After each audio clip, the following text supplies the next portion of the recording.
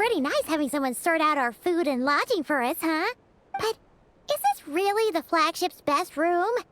It's pretty big, make no mistake, but it looks a little worn out, right? Though, to be perfectly honest, that feels right at home with everything else we've seen of Nasha Town. You mean it's got something to do with Nodcry's history? Oh, that makes sense. But what exactly was this calamity?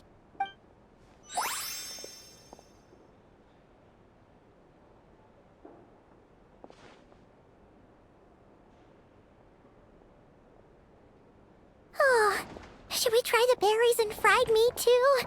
Paimon's getting hungrier and hungrier every time someone mentions it.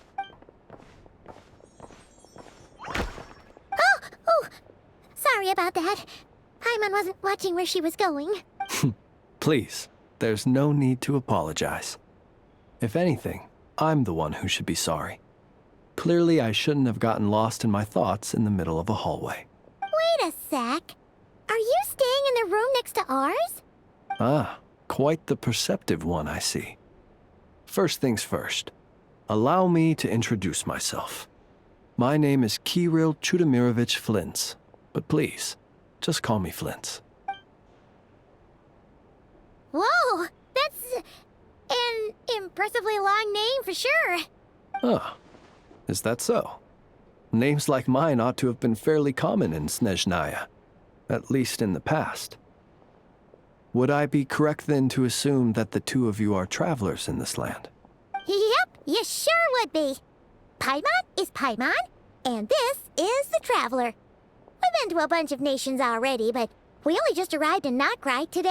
What a rare honor it is to meet such worldly travelers. Are you here for travel too? If only I had the time to spare. No, I'm just staying the night. Oh, so you're here for business? That's certainly one way to put it. I'm a Ratnik of Nodcry, normally stationed near the burial grounds to the north. My sole cause for being here today was to repair this lantern of mine.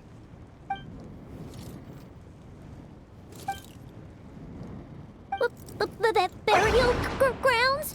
Your surprise is entirely understandable. Most people cannot even begin to fathom the idea of a life surrounded by tombstones and decay. But if you've heard of the calamitous abomination that is the Wild Hunt, you'll know that in their wake they bring a host of souls tainted by abyssal filth. That then is why we are stationed by the burial grounds, to hold the line where it is most vulnerable. Oh, so it's all about fighting against the abyss. Oh, sounds like a tough job. I thank you for your concern. But in truth, I've long since grown used to it. In fact, I like to think it rather suits me. If anything, I'd say I prefer the peace and quiet of a graveyard to the hustle and bustle of urban life. Paimon sort of gets it now. But even so, she's still pretty sure she could never get used to living in a graveyard herself. For one thing, she'd be too scared to fall asleep at night.